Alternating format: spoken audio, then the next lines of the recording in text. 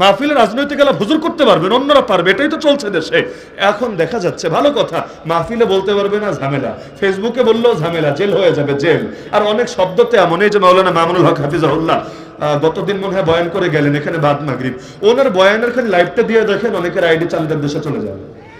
খালি ওনার নামটা লেখেন যে জামিয়া মাহমুদিয়ায় মুফতি কামাল সাহেবের মাহফিলে উনি এসেছিলেন, খালি নামটা লিখে দেখেন, আপনার আইডি চলে যাবে। তাহলে কথাটা বলবেন কিভাবে? খেলাফত শব্দ লেখেন, জিহাদ লেখেন, দিন লেখেন, শহীদ লেখেন, অনেক কিছু এমন লিখতে দেরি, ঝামেলা হতে দেরি না। তো বলবেন কোথায়? মাহফিলে বলা যাবে না, ফেসবুকে বলা যাবে না। তো ঠিক আছে, জায়গাটা জায়গায় বলি, অন্য জায়গায় বললে বলবা, এখানে বললে কি কাজ হবে? তাহলে সংসদে গিয়েই বলি। তাহলে সব ধর্ম, আমি খালি ইসলামের কথা বলছি না, সব ধর্মের ধর্মীয় প্রতিনিধিদেরকেও কথা দাও, তারাও যাক, তারাও গিয়ে নিজেদের পক্ষে কথা বলুক। আরো যত নাগরিক আছে এই দেশে যারা অবহেলিত আছে তাদের জন্য কথা দাও, তারাও গিয়ে কথা বলুক। তো কাউরে দিবা না, খালি নারীদেরকে দিবা। কেন রে? এটার মানেটা কি?